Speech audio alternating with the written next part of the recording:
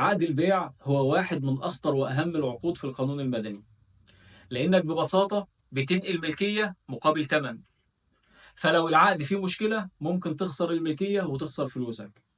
يعني ممكن في لحظة تكون بتشتري شقة أحلامك، أو عربية جديدة لأول مرة، أو حتى قطعة أرض بتخطط تبني عليها مستقبلك، وطبعا هتمضي عقد بيع.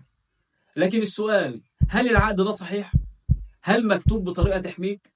ولا ممكن تكتشف بعد كده إن أنت ضيعت حقك بإيدك؟ في البداية أوضح لحضرتك يعني إيه عقد بيع. عقد بيع ده اتفاق بين طرفين اللي هما البائع والمشتري. البائع بيلتزم بنقل ملكية شيء اللي هو المبيع، والمشتري بيلتزم بدفع مقابل مالي اللي هو الثمن. طب إيه أهم شروط صحة عقد البيع؟ أول حاجة الرضا. الرضا الكامل بين الطرفين، يعني مفيش ضغط أو خداع أو غلط أو تدليس، لأن لو في غش أو إكراه العقد ممكن يبطل. تاني حاجة الأهلية القانونية. لازم يكون أطراف العقد بالغين عندهم أهلية التصرف. يعني مثلا لو العقد من قاصر أو من مجنون بيكون العقد باطل أو قابل للإبطال. ثالث حاجة محل البيع لازم يكون موجود ومشروع، يعني ما ينفعش تبيع حاجة وهمية أو شيء مخالف للقانون. رابع حاجة ويعتبر أهم ركن هو الثمن.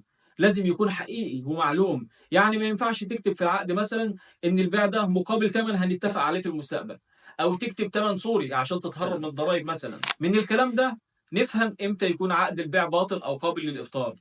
لو المبيع غير موجود أو غير مشروع، زي بيع المخدرات مثلا، أو بيع أرض ملك الغير، أو لو حصل تدليس أو غش أو ضغط على أحد الأطراف.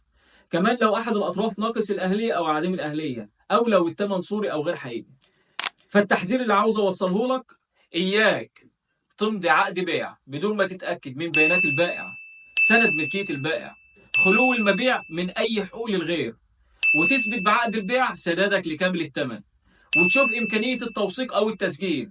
ولازم تطلب من البائع يحرر باسمك توكيل رسمي بالشهر العقاري بالبيع للنفس والغير. خلاصة الكلام: عقد البيع مش مجرد ورقة، دي وثيقة قانونية بتحميك وبتدينك. فكر قبل ما تمضي، واستعين بمحامي قبل ما تغامر، لأن حقك مش لعبة. وعقد البيع بالنسبة لك هو خط الدفاع الأول. افهم عقدك عشان ما تندمش بعدين. وفي النهاية، لو مهتم بالقانون تابعني.